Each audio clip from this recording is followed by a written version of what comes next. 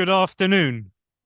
Welcome to this gathering to mark International Conscientious Objectors Day. Over the next hour, we will share words, testimony, silence, and the laying of flowers to remember those past and remember all those who today dare to stand up and say that they refuse to kill. We gather here in Tavistock Square and online via YouTube. Conversation here, in the chat online, and via the hashtag CODayAllDay will help build our continued community with its focus on peace.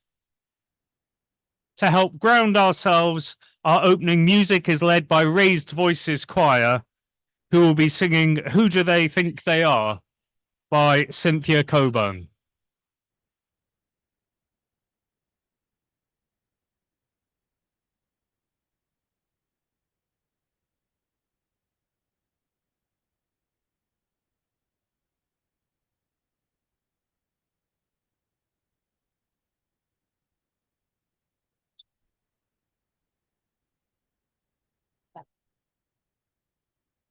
Okay.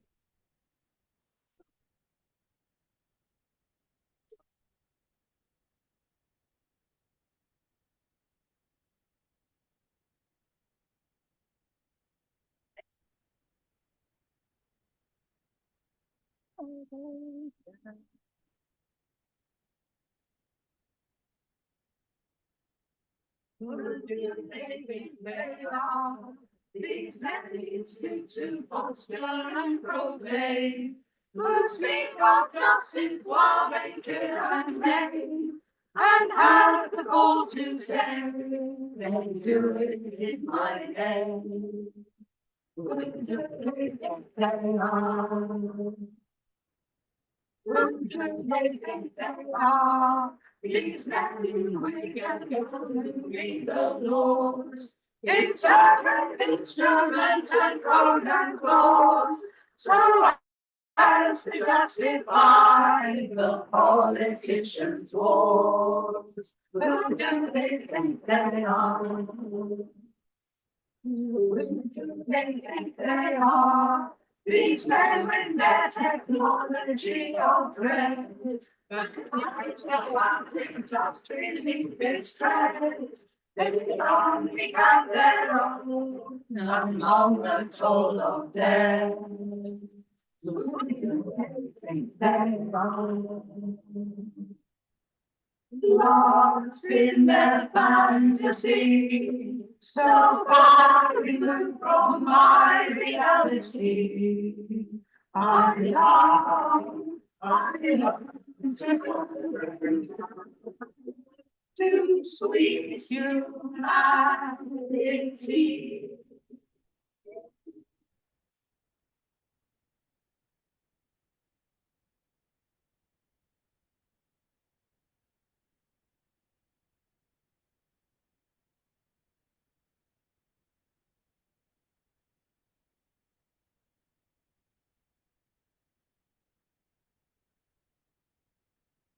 People face that question of if to kill or not to kill at many different moments. War Resisters International is a major network that supports and encourages all those who wish to refuse to kill.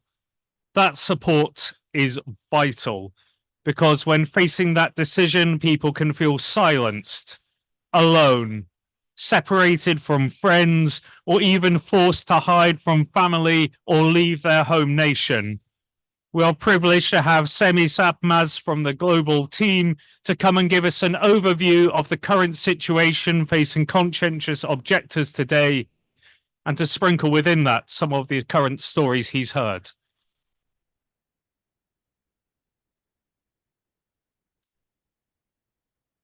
Hello, everyone. Thank you, John. As John said, I'm from War Resisters International. We are a global network of pacifists and anti-militarists, including lots of grassroots conscientious objector groups. And as a network, supporting each other as conscientious objectors is a crucial part of our work. So today marks a day to celebrate the resistance of conscientious objectors internationally. There is a lot to celebrate in the resistance of conscientious objectors to war and learn from them. And it's also a day of reminder of why we need to stand in solidarity with conscientious objectors. Today, in many countries, refusers continue to face severe persecution only because they refuse to take up arms. Just a simple clarification here, though. Conscientious objection to war can actually take multiple forms. It is from, for instance, little acts of resistance in our daily consumption to avoid supporting war profiteers, to refusing to take up arms. Today, when referring to conscientious objection, I will mainly refer to those who refuse to take up arms and who refuse to be conscripted. We have a lot to learn from the inspiring resistance of conscientious objectors from across the world. No war can be waged without people waging it, and by refusing to take part, conscientious objectors actively disrupt war efforts. But more than that, conscientious objectors make it clear that war is not inevitable. It is despite all the efforts by those benefiting from war to convince us the otherwise. Conscientious objectors break the cycle of violence by not only refusing to be part of it, but also showing us the possibility of doing it. Here I will refer to Israeli refuser Sophia Orr's statement. In December, when declaring her conscientious objection, Sophia said, I refuse because there is no military solution to a political problem. I also decided to refuse in a very public way, hoping to reach Israeli society, especially young people, to show them that refusal is an option and that peace is an option, the only option. In another statement, a recent one addressing President Biden, Sophia joins another Israeli conscientious objector, Tal Mitnick, and together they say, we have been sitting in military prison for months for refusing to enlist in the Israeli army and take part in the war on Gaza. We are trying to use our imprisonment to affect the Israeli public and to bring a better future for Israelis and Palestinians alike, to bring some hope for peace to this land. Such strong messages from these young refusers. As they mention in their statement, though, both have spent time in a military prison for their refusal.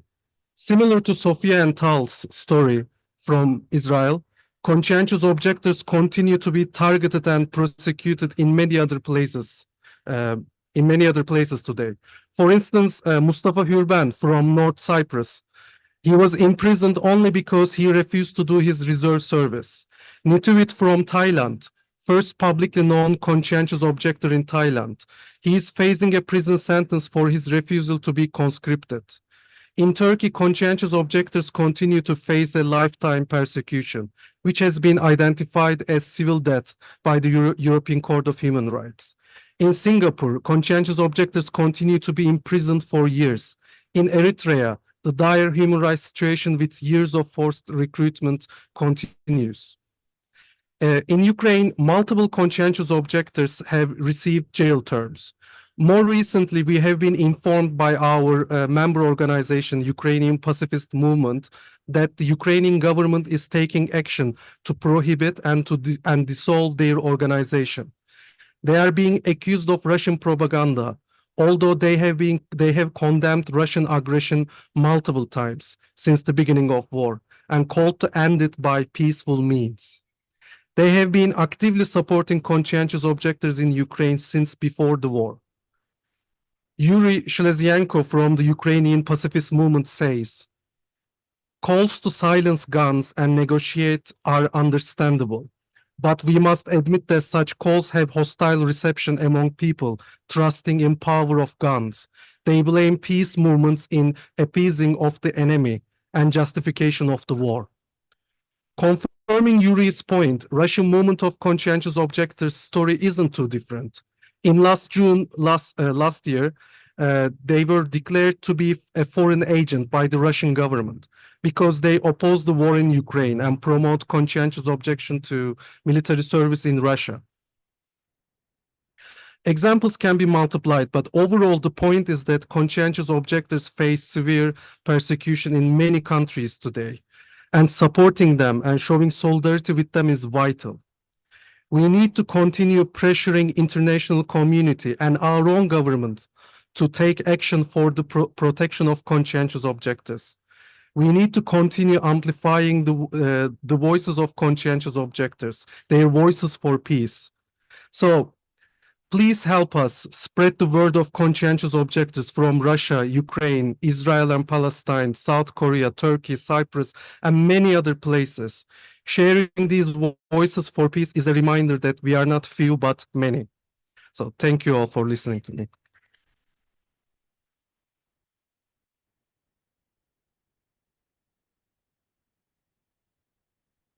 One nation where the question of conscience is very live is in Israel.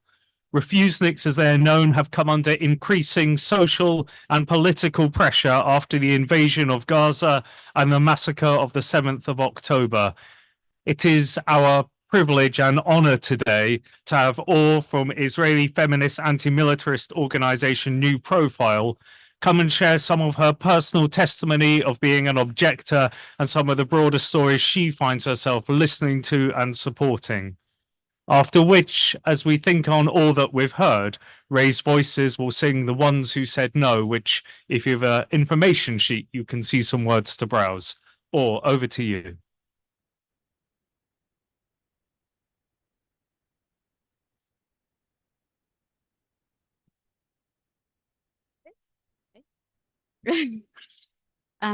Okay, hi, hello. My name is Or, and I'm a conscientious objector from Israel, a country where all genders are obligated by law to join the army at the young age of 18. When I was 18, 15 years ago, I refused to join the Israeli army and was imprisoned for it. In retrospective, this was one of the best. Sorry. It's so loud in this country. Okay. In retrospective, this was one of the best decisions I made in my life, but that was definitely not an easy one. Losing connections and friendships can be hard, especially when you're a teenager. The social and economical implication of that choice took its time to handle, beside the mental implications and the burnout I experienced. Till today, I continue to work with and for conscientious objectors. I work for New Profile, a feminist anti-militaristic organization that supports anyone that made the choice to not join or continue their army service. We, in New Profile, believe that all reasons to refuse are political. Even if your motivation is war, poverty, climate, being queer, or mental difficulties. To be honest, at first, I was ambivalent about coming here. One of the reasons was because I feel that me and others like me are not the center of the story. We are allies to those who suffer. I am not a hero, and I don't believe in heroes. For me, it is a militaristic concept. By refusing, I did what I could have done that time to not contribute to the occupation and apartheid of the Palestinian people. For me, they are the story. And I have the privilege to do so because the prison trial I was faced was nothing compared to the sentence Palestinians face when they struggle. As we all know, at the moment, there is a war, an attack on the people in Gaza, and a major escalation of attack and violence against Palestinians in the West Bank. This period of time was extremely difficult for me and my colleagues and comrades from all sides of the fence. Being a conscientious objector in time of war brings with it more difficulties than the everyday life. Society becomes more fascist. People from Israel accuse us as traitors, and around the world people say that we are nationalists just because we have an Israeli citizenship, like anyone chooses where to be born. All that besides the fact that we are witnessing horrible things being done in our name. This is why I feel that this day is so important. It is empowering to be here among others who refuse wars today, in Asia, Africa, and all around the world, and among others who took part in refusing in the past and paved the path for us to continue to refuse to kill and get killed, to refuse to take part in violence and colonialism. History shows the important role of people choosing to say no, each in the ways and to the extent they are able to. Some have the resources to risk imprisonment, others pay fines, others have to flee their homes. Others still find different ways to refuse war, and they are also an important part of the struggle. When you refuse to buy something that creates injustice, be it a product sold by an armed manufacturer or plastic or an animal product, for me, you are part of this movement who consciously refusing to take part in violence and of choosing peace. On that note, I want to remind ourselves that there are hundreds and thousands more people that make this hard choice of refusing to join armies in their countries at a young age when they are practically kids. Not all of them have the privilege to declare their refusal or even the politically correct terms to talk about it. But they are, in fact, the majority of people who refuse.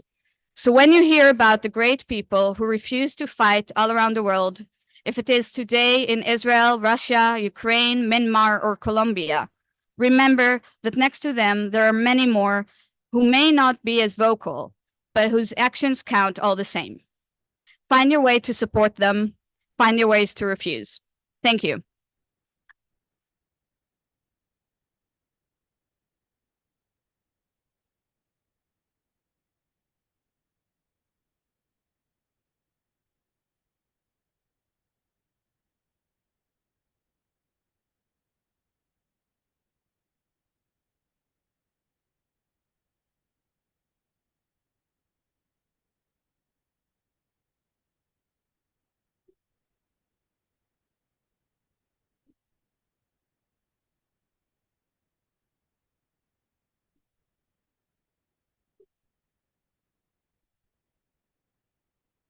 People walk on their hopes for the future. Likelihood is they will say they want peace. Sadly deplore all the world's many conflicts. Look for a time when they finally cease. Yet these same people will talk about glories. Praise our brave armies, we pray for glory. Lovers of peace, praising fighters of battle. Never a word for the ones who said no. Never a word for the ones who said no. When the call comes from their king and their country, most will relinquish the power to choose. High-sounding words urge them on towards duty. You are the people who dare to refuse. Yes, it takes courage to march into battle. For where she tells you to go. When the soldiers go down to the slaughter, courage to left, and no one to say no. Courage to left, and no one to say no. Schoolmen despise in a culture of warfare. In many lands they are suffering still. Branded as worthless, as cowards, as traitors, punished for simply refusing to kill. Proud politicians and posturing generals stand on their dunghills and rightly grow. If they must sprint from their plumage and see them, shaped by the fate of the ones who said no.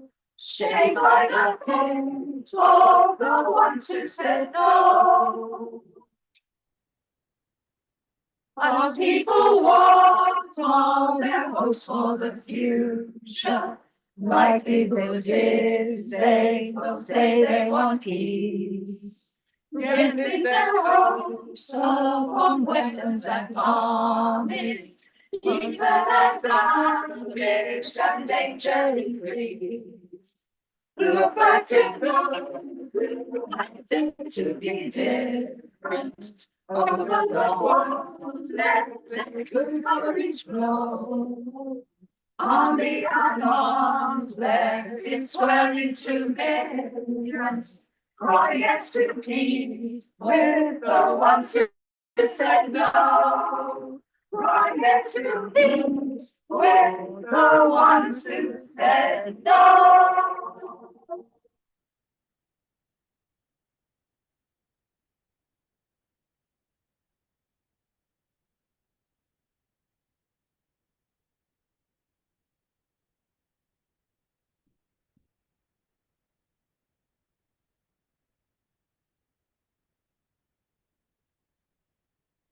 Those online might not be able to see, there are probably over 100 people sat here today, each with different stories, ideas, and reasons that they wish to say no to warfare.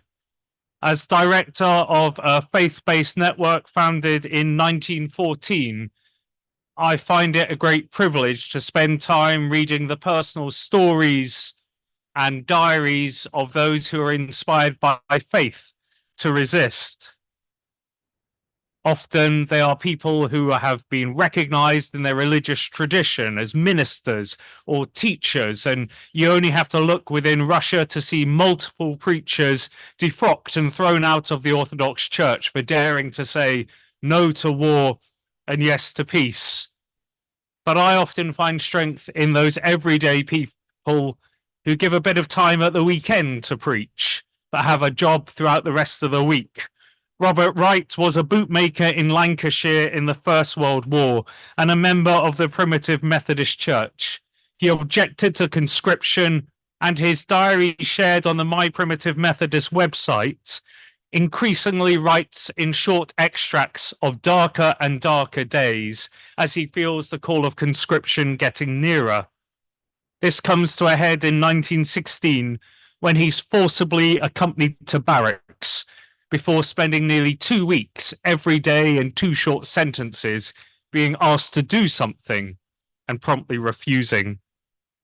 He writes, March the 3rd, refused to go on military parade again at Seaforth, arrested, put in guardroom, brought out at 10 a.m, removed to Lanyon barracks in Wales, over 200 miles away.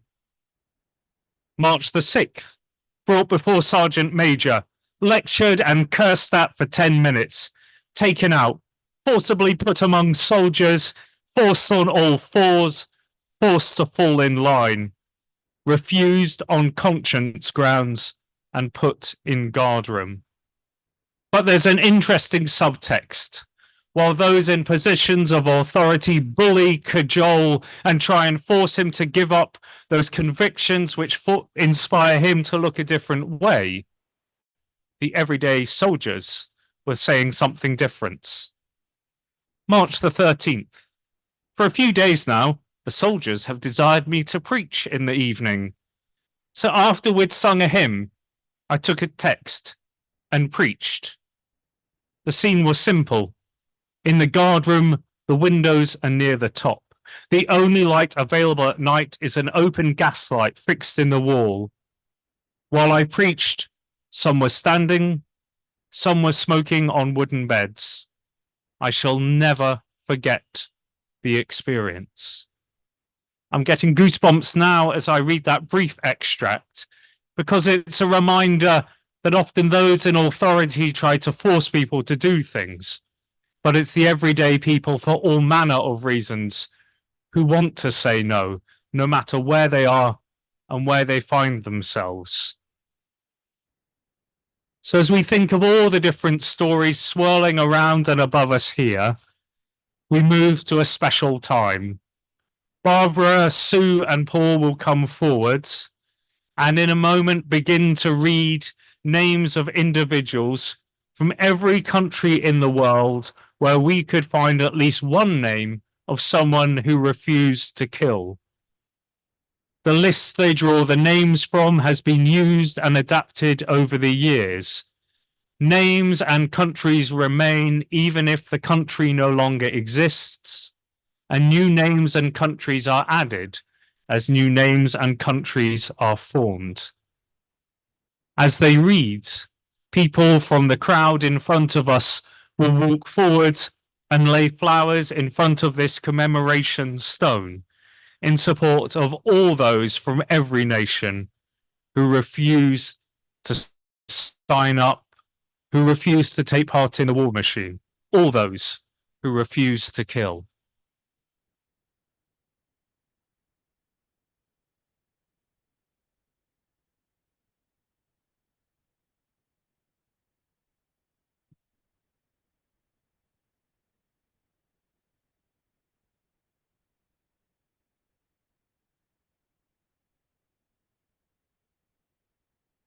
From Algeria, Soufiane Ababu, imprisoned in 2011 and since disappeared.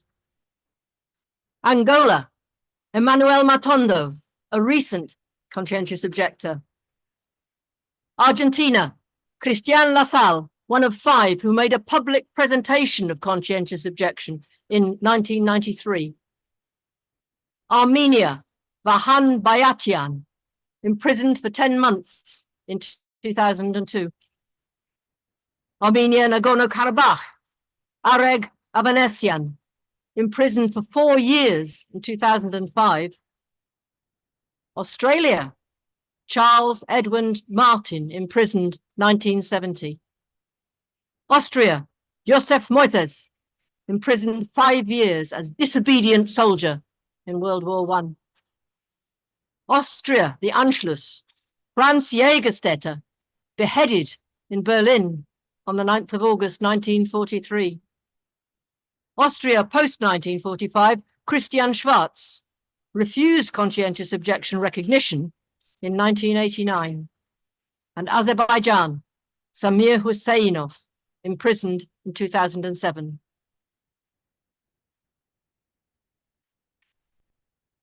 Belarus, Valentin Gulai, objected in the year 2000. Belgium, Jean van Leerde, imprisoned 1950. Bermuda, Lord Atreide Sterling, finally recognised by Court of Appeal, 1996. Britain, Connie Boland, the first woman imprisoned as a conscientious objector, January 1942 in Newcastle. Bulgaria, Kostadin Angelov Kalmakov, imprisoned in 1986. Canada, R.G. Brooks, imprisoned for 8 months in 1946. Chile, Javier Garata, publicly declared conscientious objector in the early 2000s. China, Zhu Jiatong, arrested for publicly burning his military uniform in 1989.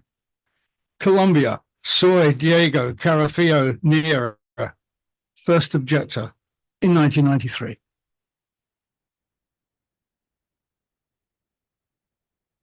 Croatia, Tirmir Campanello, objected in 1999.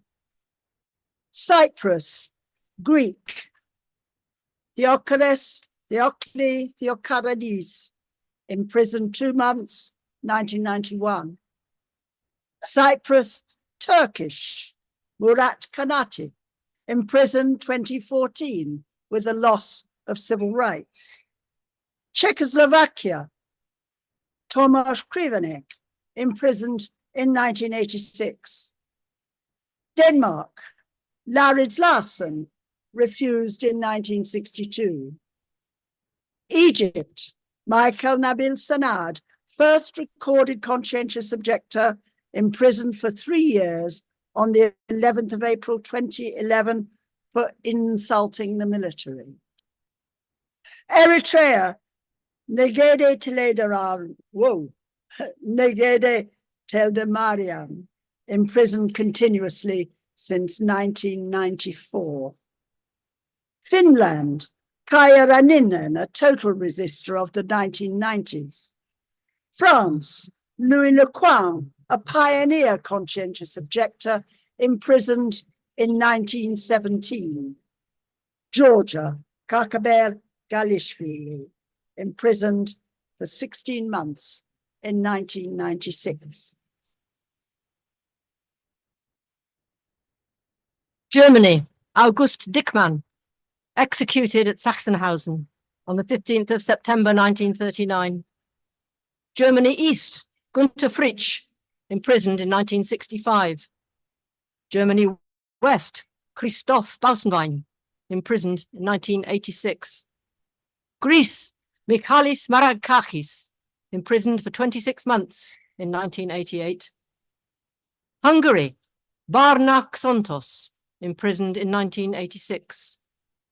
Isle of Man, Harold Lilly, imprisoned in 1916. Israel, Tal Mitnick, objector to the Gaza conflict, imprisoned twice for 30 days in 2023 and 24. Israel, Druze Salman Salameh, in military detention, 2002. Italy, Pietro Pinna, pioneer conscientious objector, imprisoned in 1949. Japan, Shuji Hirayama, attempted to refuse orders in World War II.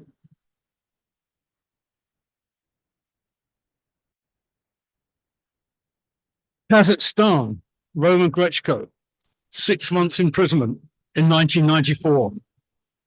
Korea South, S.H. Choi, imprisoned for 18 months, 2020. Kazakhstan, Dmitry Shukov, detained in psychiatric hospital, 2001.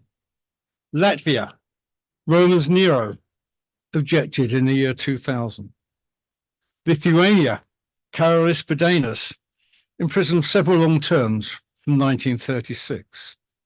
Netherlands, Jacob Fichnier, imprisoned for 3 years in 1950.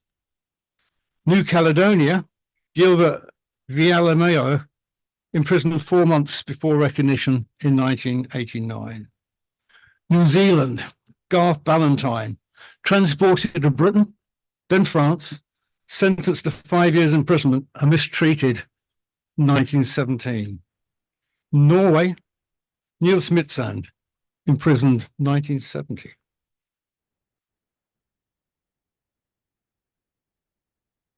Paraguay, Pablo Maria Angelo Guanes, one of 5 in public conscientious objector presentation in September 1993. The Philippines, Lagman, objected in 1966. Poland, Dariusz Marszek, imprisoned for a year, 1993. Portugal, Paulo Milomens de Matros, objected in 1977. Puerto Rico, Philip Howard, arrested in 1949. Rhodesia, Richard Nottenbelt, imprisoned for 5 months in 1977. In the Roman Empire, Maximilianus was beheaded in Tavistock, North Africa, on the 12th of March, 295. Romania, Alexandra Tion, 5 sentences of 2 years each from the 20s to the 30s. Serbia and Montenegro, Jagoslav Dojcik, objected in 2005. Serbia, Kosovo, Agron Kuraj, resisted the Serbian call-up in 1990 and pressure to join the KLA in 1998.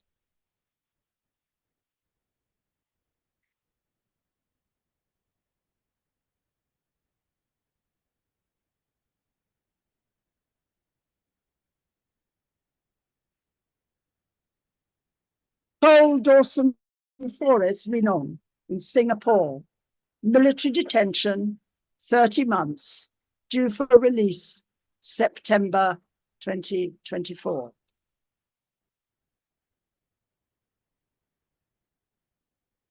Slovakia, Martin Bednar, imprisoned for 1 year in 1997.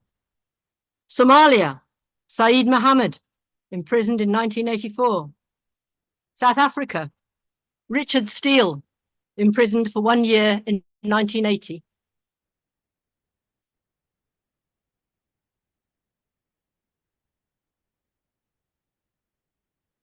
Southwest Africa, Rashid Ruinasi, refused in 1987.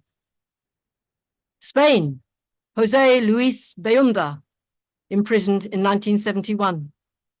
Spain, the Basque Country, Alberto Estefania, imprisoned for 4 months in the year 2000. Spain, Canary Islands, Rafael Valayon, imprisoned 1 year, 1993.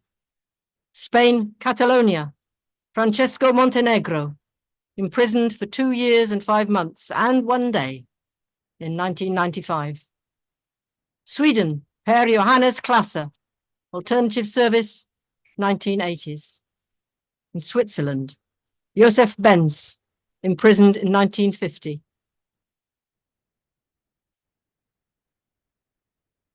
Taiwan, Xi Ming-tae, imprisoned, 1986. Thailand, Netiwit Chotifat Faisal, declared himself a CO on his 18th birthday in 2019. Turkey, Kamil Murat Demir, imprisoned 2021 for 1 month and 7 days for draft evasion. Turkmenistan, Kurban Zakirov, sentenced to 9 years in labor colony in 1999. Ukraine, Vitaly Alkasenko, 1 year imprisonment sentence for refusing call-up, February 2023. United States of America, Tina Garnanez, a Native American medic, left the military in 2004 after witnessing the horrors in Iraq. USSR, Chechnya, Anatoly Zhuk, detained in psychiatric hospital, 1988.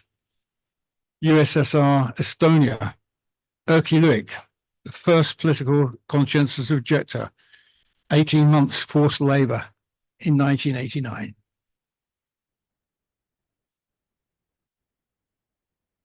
USSR Kyrgyzstan, Andrei Bil, imprisoned in 1984. USSR Moldova, Nikolai Ryzhkov, imprisoned in 1986. USSR Russia, Dmitry Agunov, distributed leaflets explaining objection in 1985. USSR Ukraine, Sergei Ozhnak, 18 months forced labor in 1991. Venezuela, Rafael Ozgakatov, objected in the 1990s. Yugoslavia, former, Lubomir Petric, imprisoned 8 years in 1963. Yugoslavia, latter, Boyan Alekshov, discharged from the army as mentally unstable after refusing to fight in the Civil War in 1991.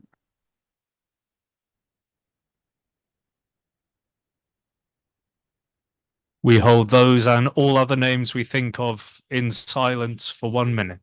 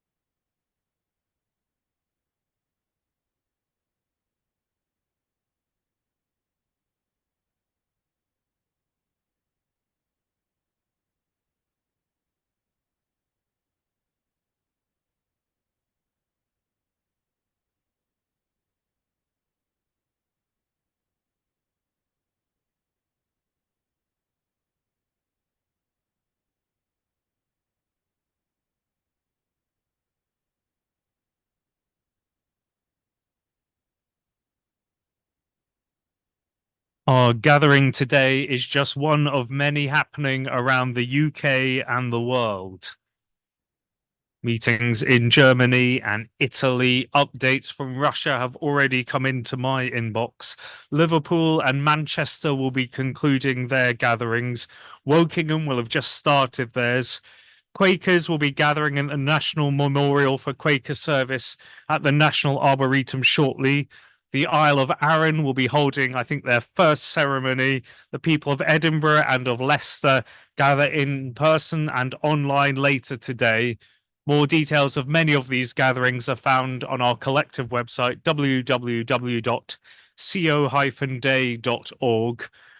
And we encourage all of you to consider if there's enough, like 3 or 4 people locally, who want to stand and pause and think of all those who dare to resist, to set some time aside on this date next year and hold something there.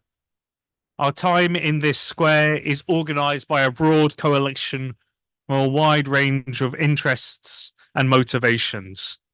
Our thanks go to the Anglican Pacifist Fellowship, Conscience, the Fellowship of Reconciliation, Movement of the Abolition of War, Network for Peace, Pax Christi, Peace and Justice Scotland, Peace News, Peace Pledge Union, Quaker Peace and Social Witness, the Right to Refuse to Kill Group, War Resisters International, and Women's International League for Peace and Freedom for their personal and institutional support for this event here today. We give particular thanks to those who give technological knowledge, expertise, and skills to ensure folks online can join via the live stream. And thanks to all of you for taking time out of your day to come and join with us online and in this square for attending. There are some small costs to ensure this event happens. So if you're in the square, there are buckets for your cash and a digital tap machine for those cards. And if you're online, the link to donate will appear in the chat. But this year, it's also worth naming one person in particular whose death in the last year affected all of us. Bill Hetherington was born before the Second World War and spent his entire life agitating for and promoting peace. Through his membership of, among other things, the Peace Pledge Union, he devoted his life and work not just to a personal peace witness, but enabling all of us to remember everyone who dares to refuse to kill. His death last November was particularly felt in the planning group for this event, because for many, many years, it was Bill who carefully updated and curated the list we so movingly hear every year. And it was Bill who campaigned vigorously and fundraised with many others to ensure the stone that we stand beside was erected. Bill's passing, with his encyclopedic knowledge of 20th century peace activism, was a moment of sadness and a moment to recognize how grateful we were for his contribution. But it was also a reminder that the ceremony we follow sits in no one person or one organization's hands. It's a moment of community and collaboration, which shares different perspectives and different stories every year. All of us, no matter our age or inspiration, seeking to build a world of love and life, not further promote death and killing. Our closing music, which we'll hear in a moment, is a reminder of that world which we seek to build. It picks up the word peace from different languages. Peace, salam, shalom, which raised voices will sing.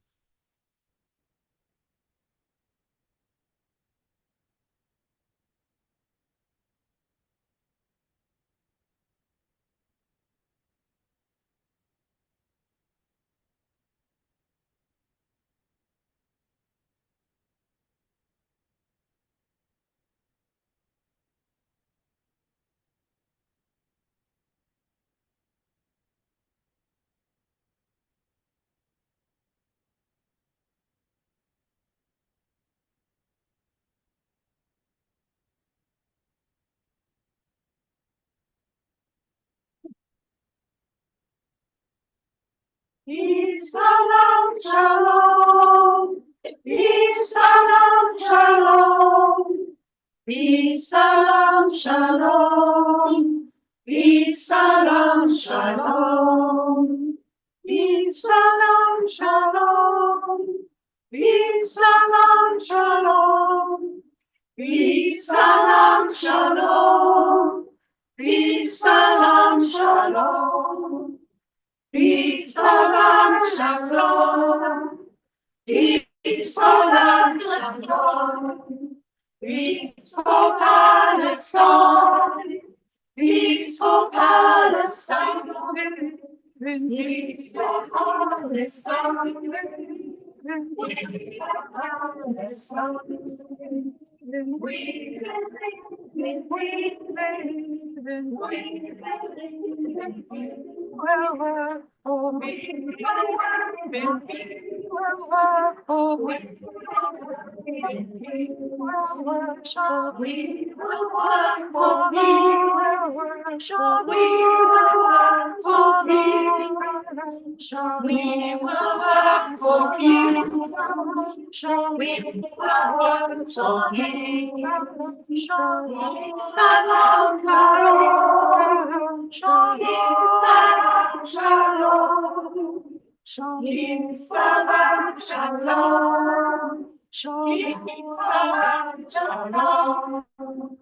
Peace for Palestine. Peace for Palestine. Peace for Palestine. Peace for Palestine.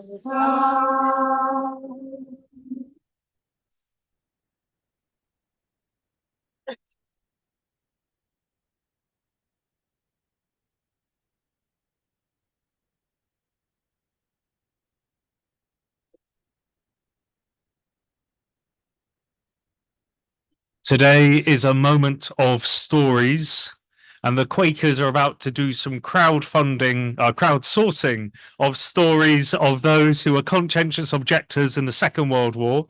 So do speak to Dixie if you're in the space here, or we'll put the details online for you to share more there. It's wonderful in this space, as London buzzes around us, to pause and promote peace in a world that talks war. So whether you feel like the only peacenik in the village, or you are supported by a group of 5, 10, or 100 people every month in your peace witness, go from today thankful of the sacrifices made, grateful of those who promote peace now, and know that your story, be it big, be it small, is a glimpse of hope in a world that so often finds it easy to talk war, when peace is a more beautiful and better story. We will see you next year.